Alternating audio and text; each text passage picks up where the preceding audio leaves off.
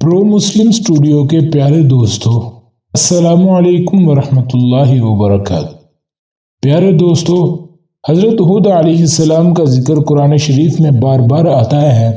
سورہ اعراف، سورہ ہود، سورہ حشر وغیرہ میں اس کی تفصیل موجود ہے۔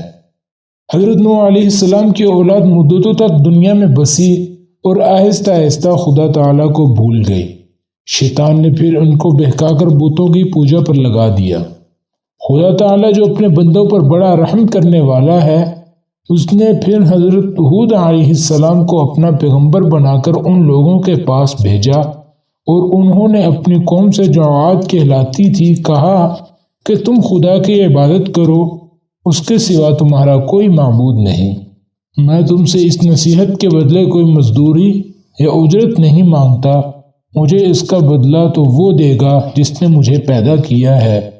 اور اے میری قوم، تم اپنے رب سے بخشش مانگو اور اس سے توبہ کرو، وہ تمہارے لیے میਂہ برسائے گا جسے تمہارے کھیت اور باغات اچھے ہوں گے اور تمہاری طاقت بہت بڑھا دے گا۔ وہ بولے کہ اے ہود، ہم تمہارے کہنے سے اپنے بتوں کو نہیں چھوڑ سکتے، تم کوئی نشانی دکھاؤ۔ ہم تو یہ سمجھتے ہیں کہ ہمارے بتوں میں سے کسی نے تم پر آسیب کر دیا ہے اور تم دیوانے ہو گئے ہو۔ حضرت ہود علیہ السلام نے کہا کہ تم سب مل کر میرے لیے جو تدبیر کرنی چاہو کر لو، اور مجھے مہلت بھی نہ دو۔ میں خدا پر بھروسہ رکھتا ہوں جو میرا اور تمہارا پروردگار ہے۔ میرے ہاتھ اللہ تعالیٰ نے تمہیں جو پیغام بھیجا تھا وہ میں نے تمہیں پہنچا دیا۔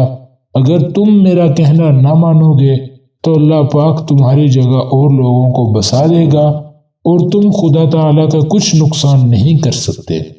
اس پر ان کی قوم نے کہا کہ روز تو ہمیں خدا کے عذاب سے ڈراتا ہے، جا اپنے خدا سے کہہ کہ ہم پر عذاب نازل کر دے اور اس میں ہرگز دیر نہ کرے۔ حضرت ہود علیہ السلام پر جو ایمان لائے تھے وہ غریب اور کمزور تھے، اور جو کافر تھے وہ مالدار اور سردار تھے۔ ان سب نے حضرت ہود علیہ السلام کا مذاق اڑایا۔ آسمان پر ایک بادل نمودار ہوا جسے دیکھ کر یہ سمجھے کہ بارش ہونے والی ہے۔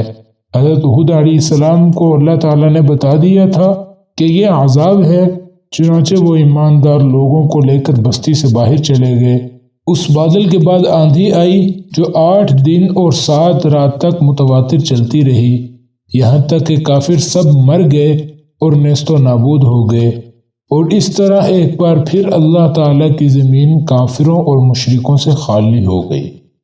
جی تو ناظرین، حضرت ہود علیہ السلام کی قوم نے اللہ اور اس کے پیغمبر کے بتائے ہوئے کاموں کی نافرمانی کی، اور اللہ تعالیٰ نے ان کو نیست و نابود کر دیا۔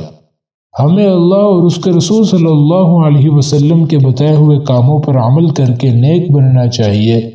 اسی وجہ سے اللہ تعالیٰ نے قرآن مجید میں کہا ہے کہ اگر تم ایک ذرہ برابر بھی نیکی کرو گے تو اس کا بدلہ ہم تم کو دے دیں گے، اور ایک ذرہ برابر بھی برا عمل کرو گے تو وہ تمہارے سامنے آ جائے گا۔ جی تو دوستو، اگر ہماری ویڈیو آپ کو پسند آئی اور آپ کو اچھی لگی ہو تو اسے لائک، شیئر اور سبسکرائب کریں۔ شکریہ۔